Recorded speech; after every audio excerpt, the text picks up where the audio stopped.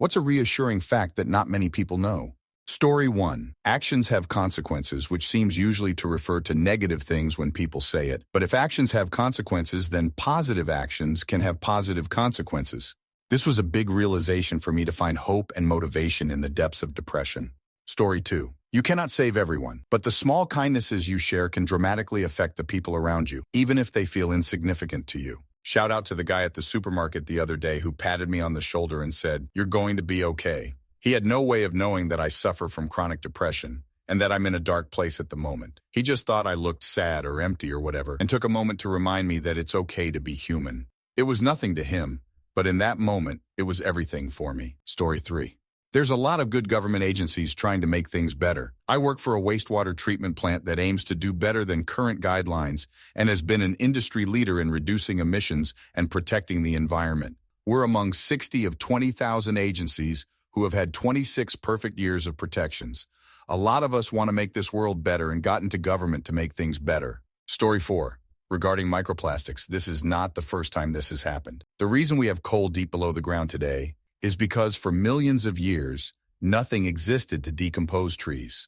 They just built up and up in ever deeper layers. Eventually, something evolved to fill that niche.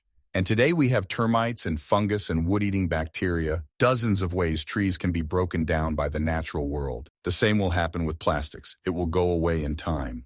Story 5. Centralia, Pennsylvania, the site of the long-burning underground fire, has been reclaimed by nature. I was there several years ago as a last-minute decision on the way to somewhere else and was interested to see the Silent Hill-style landscape and the big stretches of graffiti. It's not there anymore. It's big, beautiful plants and trees. If you know what you're looking for, you can figure out where parts of individual houses are based on the pipes that remain, but that's largely it. It was so comforting to be there, in a weird way. Story 6. Baker's dozens are 13 and not 12 like a regular dozen.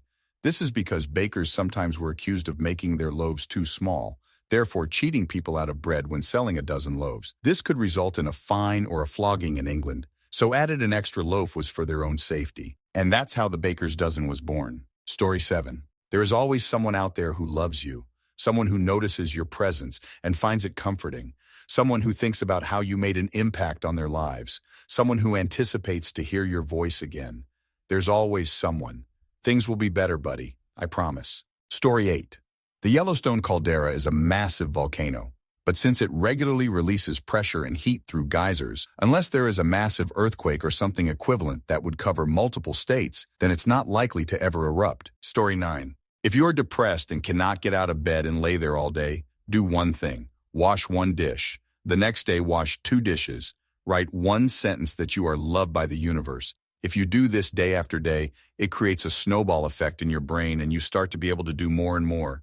If you are in this state, know that I love you. Story 10. 100,000 years ago during an ice age, the total number of Homo sapiens on Earth went from about 10,000 down to just 600. We survived that and become what we are now. Even if climate change destroys modern civilization and all but a handful of humans, we could survive and recover. We've done it before. Story 11. My wife bought me the Lego Batman TV series Batmobile for Christmas. I've already built it because I'm a child and couldn't wait. This is why I can't have nice things for Crimbo. So anyhow, she's bought me the big Lego Millennium Falcon. It was on sale.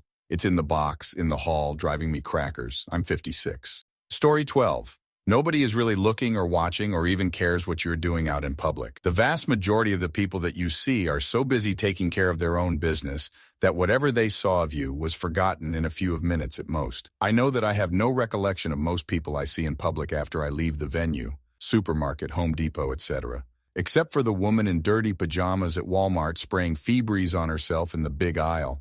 Story 13. It takes on average until the age of 45 before an entrepreneur finds monetary success. If you're young, put in the reps that's needed in order to be skilled in business. If you're on the older side, use the experience and knowledge you've accumulating through the years, hopefully as an employee, to build the vision you'd like to undertake. Story 14. For cat's owner. When you leave your home for work or school, your cat actually worries about your safety as it thinks you've gone hunting and imagines you fighting vicious beasts. When you come back empty-handed, it's happy that you came back safely. And if you come back with bags, that is groceries, it's happy because it thinks your hunt was successful. Story 15. I've found that once you spend a month cutting out soda, candy, and fried food, They taste awful. I used to crave this. It doesn't even take that long to reset your taste buds. Also similar, if there's something common that you don't like, trying a tiny bit once a day can make you get used to it. It took years before I got on the cilantro train, but if you give me a taco, I can handle it now. Story 16. Things can get better. They don't always have to be this bad. And maybe you can't see a way to make them better for yourself, but I guarantee you that you can do good. Go to an animal shelter and offer to socialize and walk the dogs, clean up cat litter and pet cats. Go organize donations at a food bank. Take a walk and pick up some trash. You can make the world better, and I believe doing that helps make us better. Story 17. You have more control over your mindset than you might think. Even when external circumstances are difficult, you always have some degree of control over how you choose to respond. Practices like mindfulness, positive reframing, or simply choosing to pause before reacting can significantly shift your perspective and well-being. It's empowering to know that you can steer your mindset, even in challenging times. Story 18. Just as nature needs both sunlight and rain, we need highs and lows to grow and discover who we truly are. Embracing each phase can bring resilience and a deeper appreciation for the journey. Remember, it's okay if things don't happen exactly when or how you expect. Life has its own timing, and sometimes the detours lead us exactly where we need to be. Story 19.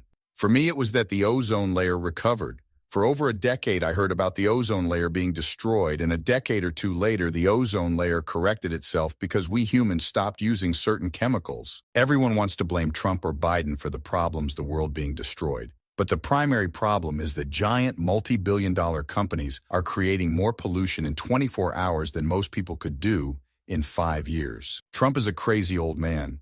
The people he appointed are the bad guys. But even if Kamala had been elected, we'd still be marching to destroy the human race. China, Russia, and the entire UK are just as bad. I'm fine with the human race being wiped out. I'm just sad about orangutans' habitats being destroyed. They're so goddamn glorious. Orangutans are better than us humans, and I'll die on this hill. Chimpanzees and monkeys are giant arseholes like humans. Story 20. There is a social phenomenon called the liking gap, where there tends to be a discrepancy between how much a person thinks another person likes them and that other person's actual opinion of them. Studies have found that people tend to underestimate how much people like them and want to spend time with them. Story 21. Your survival instincts will kick in ways that you never even imagined. I was road cycling and I'm fairly experienced on the roads, but not any serious incidents. There was a car coming up to a stop sign. He slowed down, but then just continued moving forwards. I realized, at the last second, that he was 100% running the stop sign, and I was going to get hit. There was no way around it. I'm getting hit. To this day, I don't actually know what I did in that last second to avoid being seriously injured. The car hit me, but I managed to do something to alleviate impact. I think about incidents like that, and I'm amazed that I am a dope in my everyday life. Yet there is a part of my brain that activates in situations like that. Story 22. If you think you are at your worst moment, know that in your past, forgotten or reluctantly remembered, yet assured by the passage of time, a smaller, younger, lesser developed, and more vulnerable you were at a same, possibly even worse state, perhaps by same conditions, or when you valued more differently. It may repeat, it may have been the first of many, but you'll move on anyways. You did before, why not do it again? Story 23. The moon has welcomed every sad goodbye and illuminated each new beginning. It's a reminder that no matter how lost we feel, countless souls have gazed at the very same stars in the dark and whispered their hopes back into the universe. You're never truly alone. Story 24. The odds of you existing are next to zero. DNA from man and woman of all the people that exist now and ever existed came together to make you. We are all miracles of existence. So take a moment to realize that you have the gift of existing. Take your time and enjoy the adventure. Story 25. One reassuring fact that not many people know is that our brains are wired to constantly adapt and change. This means we're capable of learning new things, healing from emotional setbacks, and even shifting our perspectives at any age. So, no matter what stage of life you're in or what challenges you're facing, you're not stuck. Your brain is always ready to grow and help you through. Story 26. More specifically to the younger people who might read this, no adult truly knows what they're doing. Life doesn't come with some manual that everyone got except for you. We're all just winging it and taking our best guesses at how to navigate the world. Story 27. In about 1 billion years, the sun will have fused all of its hydrogen into helium and will start fusing the helium into carbon. At this point, the sun will start to swell and become a red giant and swallow the Earth. So no matter how ed up the Earth gets from us, It'll eventually just get destroyed anyway and erase our sins. Story 28. 1. Reassuring fact that not many people know is that the human body is incredibly resilient. For instance, after experiencing a traumatic event or intense stress, the brain and body are capable of healing and adapting in ways that might surprise you. Neuroplasticity allows the brain to rewire itself, and the body often finds ways to restore balance even after setbacks. This means that no matter how challenging things may seem, your body and mind have an impressive ability to recover and grow stronger over time. Story 29. The amount of time humans have occupied the planet is equivalent to 1 minute if the world were an analog clock. It's been through a few things over time, from ice ages to massive meteor impacts. We give ourselves too much credit in destroying the planet and should show more respect towards nature. We're damaging the place, sure, but Earth will survive the cancer that is the human race. So go drive your ice car to work today instead of riding your bike. We are not that big a deal in the grand scheme of the universe. Story 30. Sentences can be grammatically and syntactically correct and yet be completely absent of meaning or content. What color is the number 4 is perfectly correct, but it obviously is a mistake to insist on an answer. What is the meaning of life is another such question. Live. Be kind. Give back more than you take. Hold close to your loved ones. Follow a passion. Be curious. What else does there need to be? Story 31. Male birth control activism is on the rise, especially in Europe, especially in France. More and more men are waking up to the 70-years-old hiatus of waiting for a method that is just around the corner by taking matters into their own hands, which is exactly what historically kickstarted vasectomy. The preferred method is thermal method by testicle ascent, and there's more than 20,000 users and growing worldwide, with associations/activist groups in lots of French cities, as well as Brussels, Leipzig, Frankfurt, Montreal.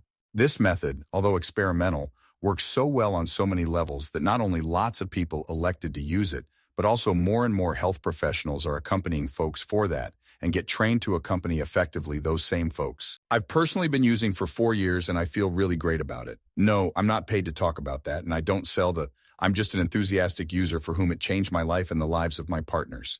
Story 32. Whatever happened is not worth the stress for as long as you survived and are healthy. Had a very bad car accident with a friend when we were younger, and by miracle we made it with just a few scratches. The car was totaled, and we were super stressed about the car and what Mom is going to say. She saw us, started crying and hugging us, saying, "The car, all the money in the world for as long as nothing happened to you, nothing else matters." I think about this a lot, and it's been years. No matter how bad things are, for as long as you're healthy, it could be worse. Story 33. Not one that not many people know, but one that not many people know the true scope of. Space exploration. We have a probe 23 light hours away from us and another 22 light hours away. We have amazingly high-definition images of Pluto. We landed on Venus 5 times. Apollo 11's guidance computer was powered with 4 KB of RAM. That's 1/4000th of 16 GB. Also, we landed humans on a Ing space rock. An oxygen tank on Apollo 13 exploded. We circled those 3 men around the moon and back to Earth against all odds. We have discovered hundreds of moons in our solar system and over 5,000 exoplanets. We have a tiny helicopter on Mars. It sadly crashed but lasted 30x as long as we expected and completed 10x the missions we expected. There's amazing people doing amazing things, and a lot of them didn't seem like they would. You could be the human who discovers our next home just by giving the order to point a multi-billion-dollar telescope into the sky. Save Chandra. Story 34. When you cry by yourself in public, a random stranger will always check up on you. I cried in public 3 times and it always happened. The first time was when I was in school. I went outside and cried on the bench. An old lady stopped just to ask if I was okay. I said yay, which was an obvious lie, to which she asked if I wanted to talk about it. I shook my head. I wanted to be alone. Just need a lil cry. And she left. I forgot all about it until my mid-20 IEs when I lost my job and had to walk with all to my car 20 minutes away. Halfway there, I was too tried, and I sat down on a park bench and cried. Again, a complete stranger sat down next to me, asked me what was wrong, and then tried to cheer me up with, "I lost my job 3 times and look at me now. I got another and I am happy," and told me what to do next. It was enough for me to gather the energy to reach my car. This year, I had a fight with my mom, and while driving home, I realized I shouldn't be driving, so I stopped on the roadside, windows down BC. It was a hot summer's day. A random passerby saw me weeping and asking if I was okay and if she should get someone. I explained to her what had happened, and I was cooling down BC. I shouldn't be driving and that I'll be okay. Someone I love would be there for me when I reached home. None of these people could have helped me directly, but those small warm gestures stuck heavily with me. So when I see someone crying in public, I also always ask if they're okay or need something. Story 35. I'm sure they know it, but they don't think about it as often as they should. You're not going to get out of this alive, and neither is anyone else. Enjoy your time. You can't change the past, you can't predict the future, but you can control what you're doing right now. So do it big and make it count. Story 36. It's okay to forget things. We do it all the time. My grandma has dementia, and for so long I was worried that my mom or me or people that I loved have it too. Until I found this book in the library. Remember, The Science of Memory and the Art of Forgetting by Lisa Genova. It taught me that it's a gift to be able to forget. Because if we remembered everything, we wouldn't know what is important. Story 37. You can prevent the vast majority of chronic diseases through healthy eating and lifestyle habits. I suffered from a condition for many years, and my life changed drastically because of it. And after years of fighting for my life, I was able to learn the hard way that eating right and taking care of yourself mentally can make immense changes in the trajectory of your life. I'm truly grateful for every day that I have my health now more than ever. Story 38. I went to a leadership meditation camp with school in grade 11. Me not knowing anything about having a quiet mind and stepping back from the noise of the traffic of life at the time didn't help. Also ADHD. On the third day, we had a guest speaker. We just had to listen. None of us could talk to anyone else in the days just gone by, so having something to focus on was great. The guy was ex-SAS, middle-aged, beard, dad-style hiking gear. He told us this. When he had just made it into the SAS, he was filled with pride, 10 foot tall, bulletproof even. His wit and judgment combined with insane fitness and skill got him to that point. He had won. So many had failed. That's his mindset. So he notices a flyer on the base's notice board. 2 weeks terrorist training seminar, classroom-based, open to all staff, 8 a.m. to 3 p.m., 5 days a week. Off-base accommodation provided. Talk to blah blah to apply. So he's instantly signed up and got accepted, and he's thinking, everyone else is going to be training in the sun doing stupid, and I'm going to be pushing a pencil 5 days a week in aircon. I've done it again. How smart am I? 3 days into the course, flashbangs thrust every window, smoke, tear gas, etc., etc. Everyone in the class is handcuffed, flogged, and stuffed into little corrugated prison cells in the sun. Irregular time interval fire hose water blasted on them, made to recite the 12 religious facts of the kidnapper's choosing, also with no pattern, and a polypipe beating if it was wrong, followed by the fire hose and the hot coro cell. He lasted a few days resisting. Then when he was truly broken, all was taken from him. Sleep, food, pride, ego, worth status, and then he started laughing and laughing and laughing, for the thought he had at that point was the revelation of his entire lifetime. And the more he explored what he had discovered, the more he laughed. When he had lost it all, he was still there. The kidnappers had all tried and put a huge effort into breaking him down, and they had, but he was still him. And so he laughed. He was still him. Nothing apart from death, and even then he would still be him. Absolutely no one could take it away. He was him, and that's all there was, or ever could be. At this stage, the fake kidnapper's on-site psychologist released him, and the course was over. They thought he had lost his mind, but he explained what he had realized, and he had never been better. He had also outlasted the other hostages for quite a few days also, but even winning had no real consequences. He had answered his life question. I was standing and clapping. No one else in the class got it. No one. When I'm not so great, and I finally remember this story, none of my woes even matter. Story 39. You really are only as old as you feel. Physically, I'm a 66 years old quasi-retired man. Mentally, though, I don't think I'm a day over 27, and emotionally, I'm more like a 10-year-old. My inner playback loop always seems to rewind to rainy summer days playing with action figures and Hot Wheels cars on Grandma's back porch, while Saturday morning cartoons are playing in the background on her old black and white Motorola. Story 40. Have you ever seen a random stranger trip, drop something, or just embarrass themselves in public? You might remember that moment, but what are the chances you would recognize that person again if you saw them tomorrow? You wouldn't. Now think of something embarrassing you've done. What are the chances a random stranger on the street is going to remember who you are from one moment years ago? Story 41. Human nature is actually inherently good. We are first and foremost a social animal, and what we want deep down is what is best for the group.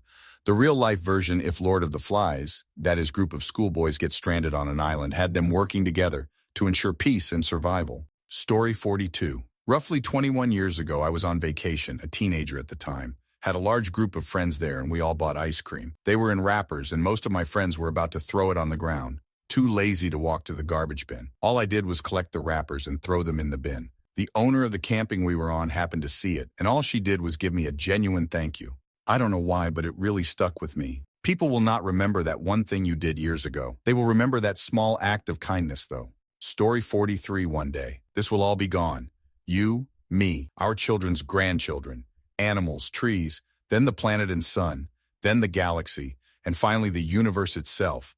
So all the awful people in the world won't matter anymore. All the hardships and struggle will be over. No suffering, no hunger, no pain, just stillness and peace. Make the most of today. Make sure you and your fellow people are as happy as they can be. Be kind to yourself. Be kind to others. Story 44. The very first sign of civilization ever discovered was a broken bone that was mended. Some ancient human found another ancient human in need and for no reason other than kindness helped them heal from an injury that would have been a death sentence in the wild. Civilization is quite literally built off of kindness and compassion. Humans are inherently kind, and that proves it. Story 45. Armillaria ostoyae, honey fungus, is a fungus that covers roughly 38% of Oregon land area. It has been shown to have antioxidant and cancer-fighting properties. It is the largest organism on the planet. I just thought that was an insanely interesting and fun fact. Story 46. No matter how severely depressed I am, no matter how far down the hole I think I have gone, no matter how hopeless it all seems, even when I'm mere seconds away from self-ceasing, I can snap myself out of it in less than 8 hours by doing magic mushrooms. It has brought me this permanent state of peace of mind just to know that.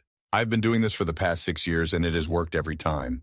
I have never had such great and amazing mental health in my life. And it brings me permanent comfort and peace of mind to know that I can just order more magic mushrooms tomorrow and snap myself out of any depression over the course of 8 hours. Story 47.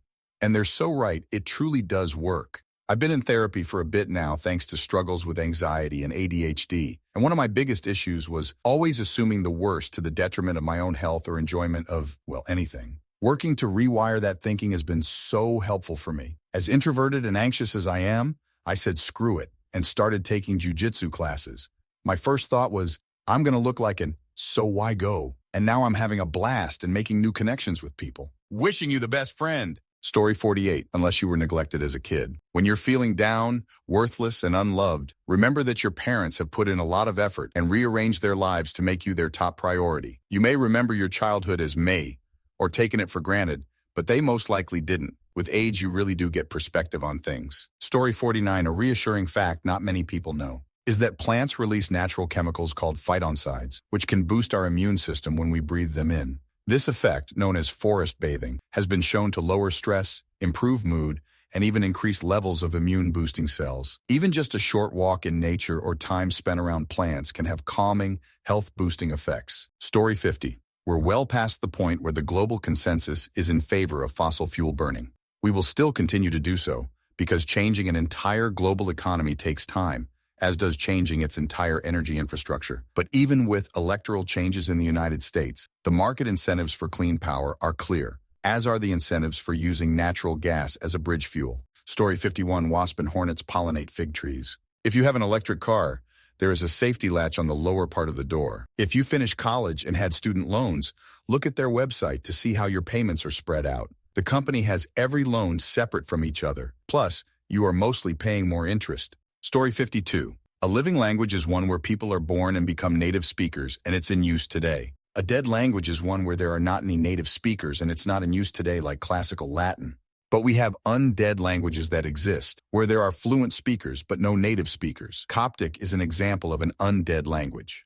So a language that is dead can become undead, and if it becomes widely used, it's possible someone could have that as their first language, and one day make it a living language again. Story 53. The brief, short, stabbing head pains that some people experience now and then are not a brain tumor. I Googled this and learned they are called ice pick headaches and the cause is unknown. But it was so odd to read, this is not a brain tumor, since so much of internet medical content suggests the disorder is quickly fatal. Story 54. You can still do things for your childhood self, even though you're not a child anymore. Was there a toy you always wanted but were never allowed to get? You can buy it now. Mom never let you have Lunchables for school. Have one for a snack today. I do this and it heals little parts of my inner child. Story 55. No one cares. Look at the world population and 99.9999% of them don't even know you exist. But even on much smaller scales and considering people who know or can see you, if your hair ain't perfect, if you have a stain on your jumper, if you trip over, if you make a mistake that doesn't kill or maim someone, no one cares. Just get on with life. Even when people notice it doesn't stick in their mind, even if they see a negative thing, it generally doesn't mean they will think negatively of you. Story 56. The fact that you have already existed means that it's possible for you to exist. You are dying and being reborn every moment you exist, but you just don't know it. The moment you lose consciousness for the last time, I'm almost sure you'll be born again either in the same or in something else. So, don't despair, or if you think like me, really despair, since you're trapped for eternity. Story 57. Some organization on social media is trying to mind control us, training us using dog treats techniques. Be careful who is asking you questions on Reddit. I would rather read people's posts complaining about their real-life matters rather than being ghosted for information. Story 58. I have panic disorder. I am 43. I am in the ER at least once a week with panic attacks. I'm brushed off. My BP has been increasing over the last 3 months. From an average of 125/80ths to today, it was 153/115ths. I was told again panic attack and to go home. I am fed up. I was dizzy, nausea, headache, and I've never reached that high of BP. Also, my pulse was going between 77, 110. They still sent me home and said panic attack. Next theme. What makes you know someone is well-traveled without them telling you? Story 1. Traveling is something well-traveled people are good at. Airports aren't stressful at all. Security procedures are second nature, and booking flights and making connections is as easy as ordering coffee. They can figure out public transit very quickly, even if it's their first time in a city. They're not afraid to take bikes or walk seemingly far distances. They have good procedures for minimizing jet lag, drinking a lot of water. Bonus, I know some frequent travelers who never travel anywhere without some USD on them in case they need to get out of a sticky situation. Story 2. Being able to code switch into a simpler version of English if that's their first language. A lot of English speakers who haven't traveled a lot are bad at this and try to use really complex words, phrases with non-native English speakers. English is the language of travel in most places, but obviously not everyone speaks that much, so you have to be able to switch to a simplified version intuitively based on what level of English proficiency you pick up on from the person you're speaking to at the time. It becomes second nature after a certain amount of time outside the Anglosphere. I lived abroad for a few years, and when I returned to the US, I kept catching myself simplifying my own first language to other native speakers like I was still abroad. Story 3, by the way, they talk about different cultures and places. They often share interesting stories, understand unique customs, and are open-minded about new experiences. Their knowledge of languages and food also shows they've explored the world. Story 4. Happily goes into any restaurant and isn't particularly fazed by anything on the menu. I think most non-traveled people will see an Indian restaurant, for example, filled with Indians and staff that barely speak English and turn around and go elsewhere, whereas the same scenario would probably excite someone well-traveled as they know they're about to get some authentic food. Story 5. Not from what I've seen. The more you travel, the more you'll likely find that people at home really don't want to hear about your travels. It's the people who are just getting started in traveling that will want to share their adventures with friends and acquaintances. Eventually, they'll catch on to your attitude a few times and stop if they have any sense.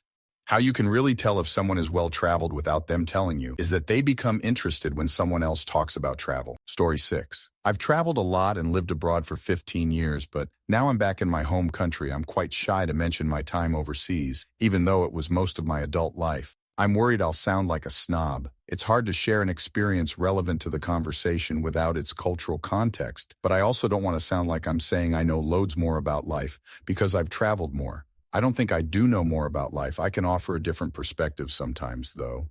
I have found since my return home in 2023 that I just feel quite ill at ease talking about my life at all. Story 7. I'm not super well-traveled, but I've been to first, second, and third world places. I'm not upset by things like a long line, a flight delay, or a less-than-perfect meal. However, I am picky about coffee, bread, and dessert. I'm not afraid of street food. I like talking to all kinds of people from all economic levels.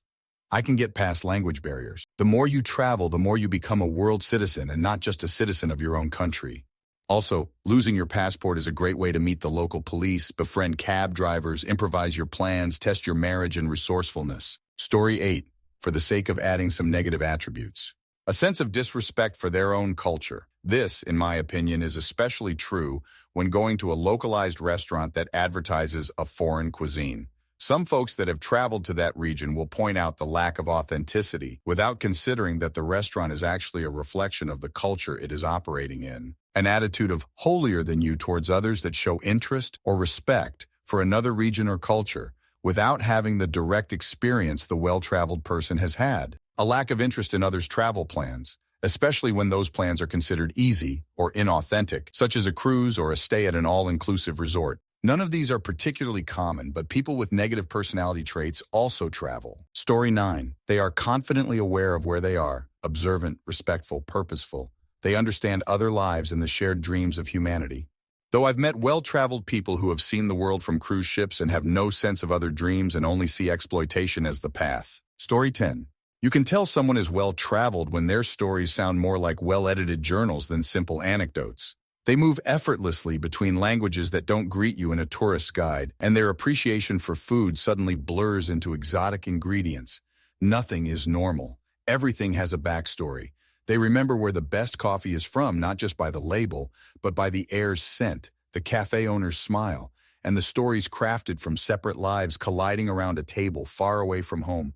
It's a tapestry woven from memories, savoring moments rather than just countries. Story 11. Many of the responses don't resonate here with me, but many well-traveled people I've encountered have either cool stories about places they've been to, can relate and share experiences with people of many cultures and places, and are efficient and confident in their boarding and deplaning procedures and any travel arrangements in general. Story 12. They do not care about layovers or long flights. You just work with what you got. Short layover. If booking single itinerary, the airlines know what they are doing. Worst, they rebook you because it was out of anyone's control. Long layover. You walk and exercise so you can pass out in flight. Long flight. You exercise before flight and take a muscle relaxant during flight.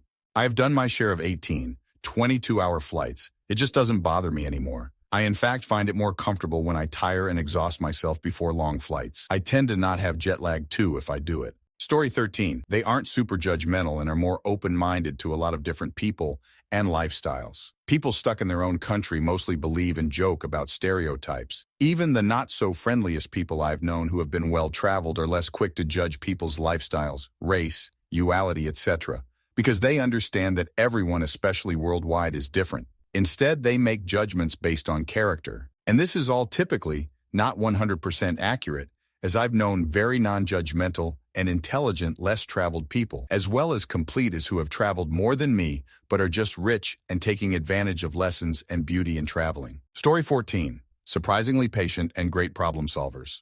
People who have traveled a lot have seen more than enough mishaps, flight delay / cancellation / change of schedule, etc. When these happen, a person who has experienced those before would be pissed, sure, but will think of ways to get around it instead of moping. Story 15. They don't work a steady job, but also have a nice apartment and car. Their parents are financing their life. Usually they've had a few European, Asian trips to wealthy countries, and 1 or 2 finding themselves trips where they go to poor countries and gawk at people before they're 30.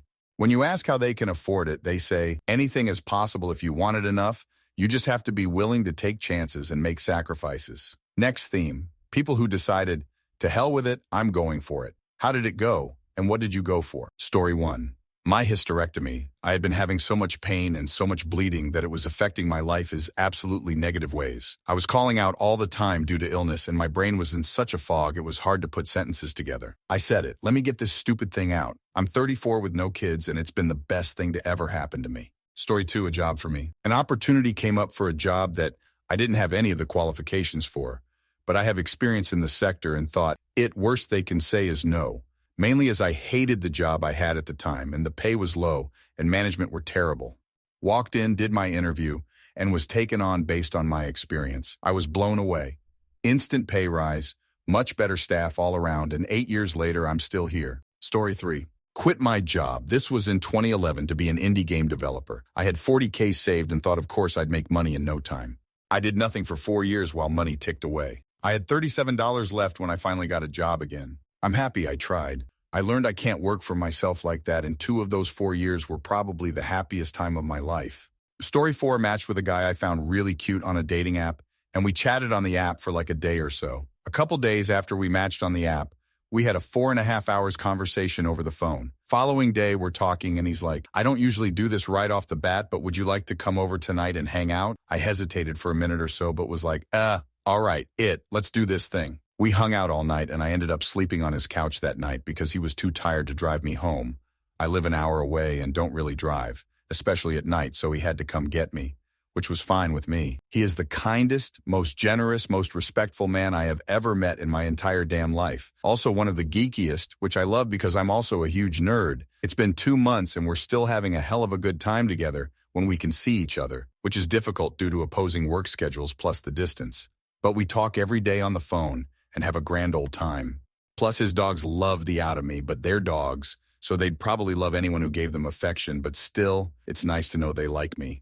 Story 5. I'm an artist but managed a bookstore for years because my alcoholic gambler husband was so unreliable. When he divorced me for his AP, 1990, I made a connection with an antique store and started doing hand-painted furniture for them, which expanded into wall murals and museum reproductions. I was a full-time professional artist for 25 years until I retired. I made slightly more than a teacher and was fully self-supporting and loved what I did. I had 4 employees. We had a blast. Never would have happened if my scum first husband hadn't cheated. Story 6. After reading dozens of threads from people who quit their jobs and just went and traveled, in 2022, I decided I'd do the same. Quit my very nice and comfortable job and went on a 1-year sabbatical in Japan. Greatest decision of my life. Met so many people, journeyed all across Japan, staying in different locations all the time. No work stress, just me thinking about what I'll eat the next day. Yeah, I spent most of my savings and the year afterwards was a bit rough, but I'd do it again. The memories I've made are priceless. I guess the only downside is that I just keep thinking back to that year and wish I could go back because regular life is so ass in comparison. Story 7. My late husband looked me in the eye on our first date and said, I'm going to marry you one day. He asked the next day and I thought, what the hell, let's give it a try, and said yes. We got married 5 days later. We had 25 wonderful years together along with 3 beautiful daughters. I lost him 13 years ago and I still miss him every single day. We met on Friday, went out the first time on Saturday, got engaged on Sunday, got married on Friday. Young ladies, do not do this. I got extremely lucky that he was an insanely kind, loving, gentle, progressive man. Story 8. Med school. I've been interested in it since middle school but never felt worthy enough for it because of my grades, due to mental health and things like ADHD/autism, physical disability, etc. But after some incredible teachers, I was able to push hard and work towards it. I got accepted to my dream uni with almost a full ride, and I currently am attending with A's and B's with the support of family and friends. Edit. Thank you all for the kind words. I had a tie day and this made it a whole lot better. Story 9. I decided to quit my job and start my own business. I was tired of the 9-to-5 grind and felt like I had a great idea that could work. It was scary, and there were a lot of sleepless nights, but it paid off. My business has been running successfully for a few years now, and I've never been happier. It was a huge risk, but I'm so glad I went for it. Story 10. Applied for a trucking job that pays for training. Phone interview in about 9 hours as of this comment. Would be making double what I am now, but it would be a big change in life, but I'm willing to do anything I can for my family, and they understand the pros, cons of this and support me. Story 11. I started dating this guy who would go on trips into volcanoes. He invited me with him to Vanuatu when we'd been dating for about 3 months. I said no because it was so expensive, and I didn't feel like I could take the time off work. I've never felt deeper regret, realizing this was an opportunity very few people get. The day he got home, I told him, I don't care when or how much it costs. Next time I'm going with you. He came to me super excited about a year later to announce the next trip was in the works. I matched his energy until he was like, guess where we're going? I assumed back to Vanuatu, but he told me, no, pack your bags, we're going to the Congo. My dad is famously referred to as Liam Neeson by my friends because he has made a point in the past to prove that he can get boots on the ground to find me anywhere in the world. When I told him about this trip, he was scared. He begged me not to go, but I wasn't going to miss the opportunity again. As the trip got closer, he called me and told me emphatically, please don't go. I cannot help you there. I can help you anywhere, but not there. That really freaked me out, but I didn't back down. It was the most challenging, most rewarding, and most badass thing I've ever done and probably will ever do.